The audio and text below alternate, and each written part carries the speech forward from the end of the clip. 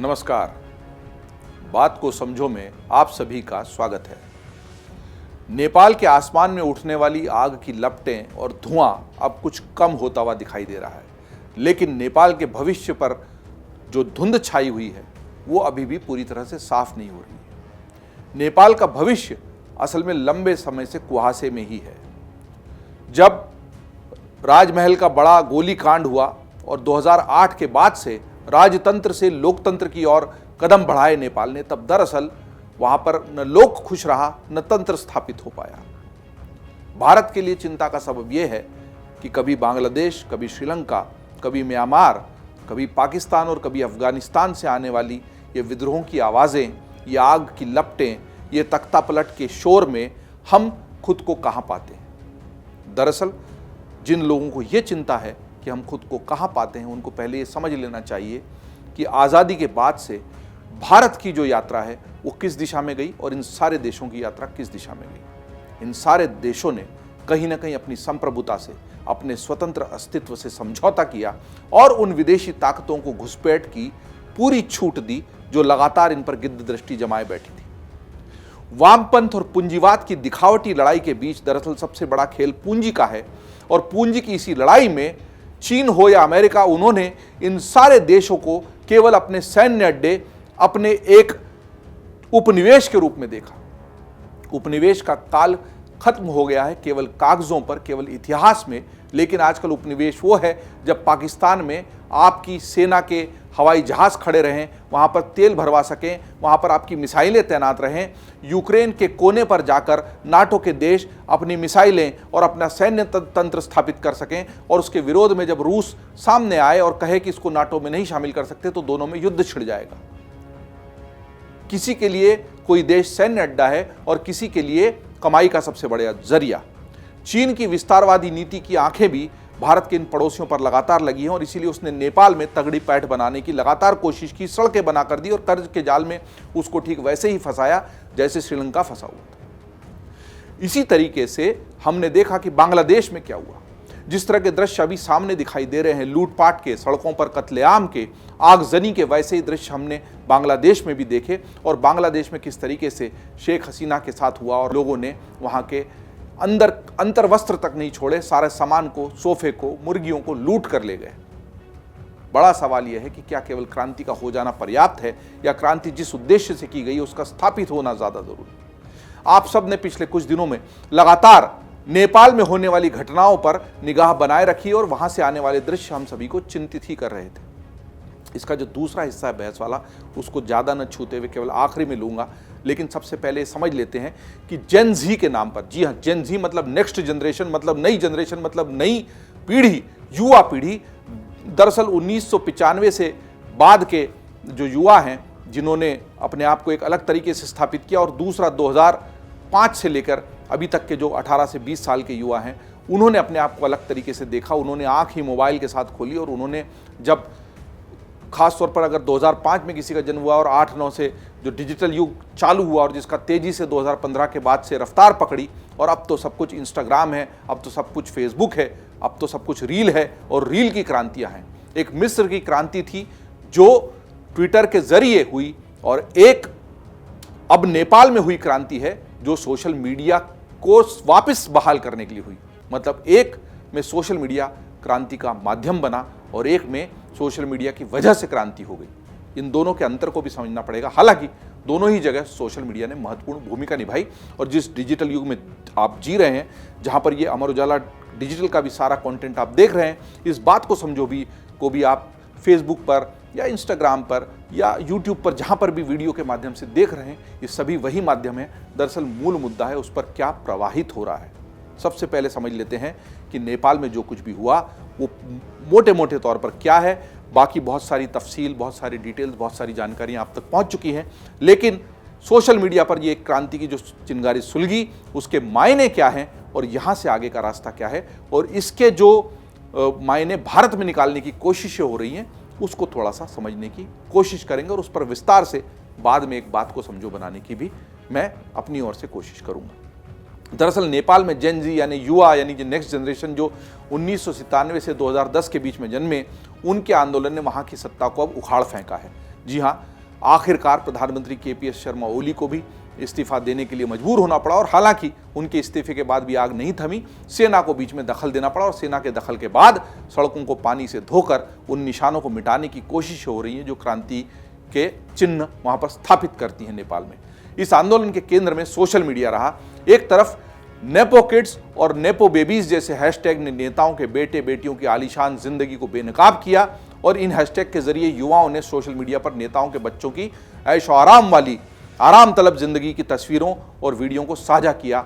वहीं नेताओं के बच्चों और सगे संबंधियों की विलासितापूर्ण जिंदगी, परिवारवाद और भ्रष्टाचार ने भी नेपाल के युवाओं के जो आक्रोश था उनका, उसमें आग में घी डालने का काम किया।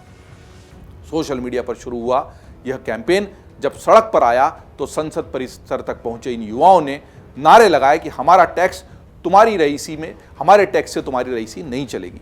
इस बात को थोड़ा सा और विस्तार से समझने की कोशिश करते हैं, बात को समझने की कोशिश करते हैं। सबसे पहले तो इस सोशल मीडिया से वहाँ के युवा कमाई भी कर रहे थे, उस पर सब लोग लगे हुए थे। बल्कि जो नेपाल में क्रांति हुई उसको देखकर कुछ जगहों के राजनेता जो थोड़े असहज हो जाते हैं, उनको लगेगा कि इस सारी पीढ़ी को सोशल मीडिया और रील पर ही उलझे रहने दो, वहाँ से इनका ध्यान हटता है तो ये हमारी कुर्सी तक पलटने के लिए चले आते हैं। क्योंकि दरअसल हुआ ये कि इसी सोशल मीडिया पर कमाई करने वाले, लगातार बिजी रहने वाले, लगातार एंगेज रहने वाले, अपना ज़्यादा से ज़्यादा वक्त देने वाले सारे जो नेपाल के युवा थे, उन्होंने इसी सोशल मीडिया से उन तस्वीरों को उठाया जहाँ पर बड़े बड़े जो वहाँ के राजनेता हैं नेपाल के, उनकी वो तस्वीरें लगातार वायरल हो रही थी जिसमें वो कई करोड़ों की घड़ी पहने हैं, करोड़ों की गाड़ी में घूम रहे हैं, बड़े महलों में रह रहे हैं, यूरोप में छुट्टियां मना रहे हैं। और नेपाल जो कि दरअसल बहुत गरीब देश है, भ्रष्टाचार के दलदल में धंस चुका है, वहाँ पर आप काठमांडू के अलावा कहीं भी चले जाइए, आपको उस देश के हालात बहुत अच्छे से समझ में आ जाएंगे।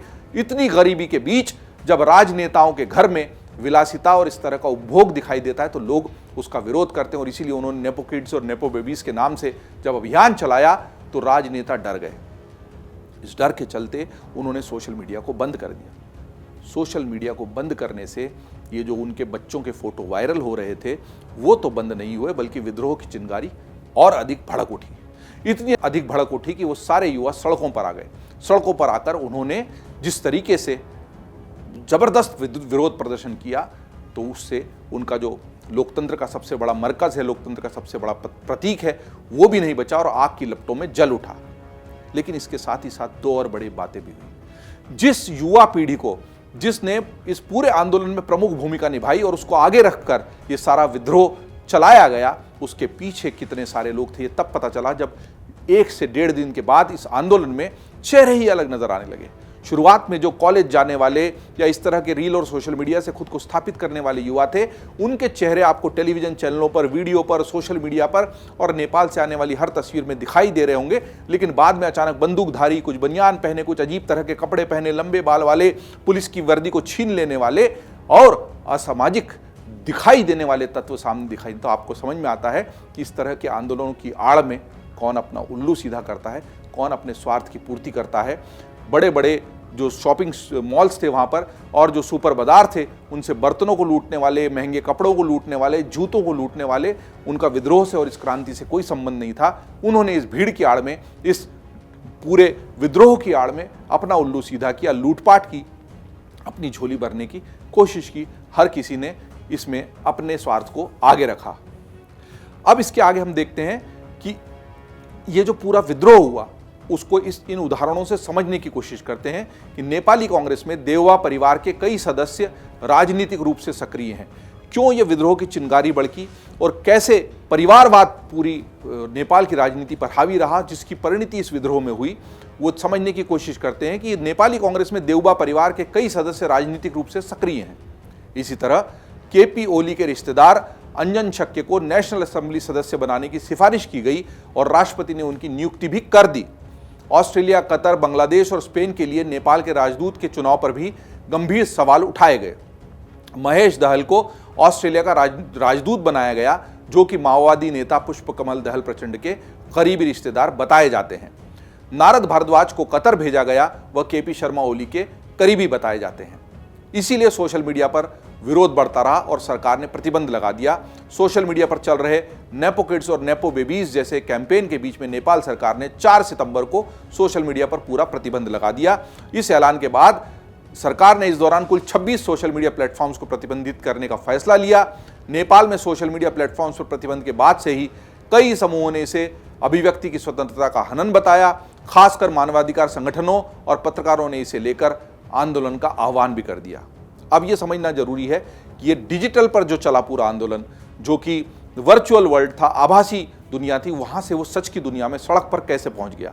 इस डिजिटल आंदोलन की बुनियाद रखी सुदन गुरंग ने। जी हां, सुदन गुरंग, ये नाम आप समझ लीजिए, जिन्हें अब डिजिटल का नायक भी कहा जाने लगा है। उनकी रणनीति बहुत साफ थी। ऑफलाइन जितने लोग सड़क पर दिखाई देंगे उतने ही या उससे दोगुने लोग ऑनलाइन यानी स्क्रीन पर सतत सक्रिय रहेंगे। तो उनकी रणनीति थी कि अगर 100 लोग मान लीजिए सड़क पर हैं तो 200 से 300 लोग ऑनलाइन लगातार बने रहने चाहिए। और इसीलिए अगर सड़क पर 1 लाख लोग उतर आए तो 2 लाख और 3 लाख लोग ऑनलाइन बने रहे। ये उनकी रणनीति का हिस्सा था। वे सोशल मीडिया पर लगातार कंटेंट अपलोड करते रहे, हर रैली, धरने और प्रदर्शन और पुलिस कार्रवाई को तुरंत लाइव करते रहे ताकि युवाओं को समझ में आए कि वे घटनास्थल पर मौजूद हैं और जो कुछ भी हो रहा है उसको पूरी दुनिया को दिखाया जा रहा है। गुरंग की टीम ने दर्जनों छोटे डिजिटल वॉलंटियर ग्रुप्स बनाए जो अलग अलग शहरों और कॉलेजों से कंटेंट साझा करते रहे। ये मॉडल लीडरलेस मूवमेंट जैसा दिखाई देता था, लेकिन इसके पीछे लोग थे जो सुनियोजित तरीके से इसको चला रहे थे। इससे यह भी साबित नहीं होता कि कोई खास नेता हिंसा को भड़का रहा है।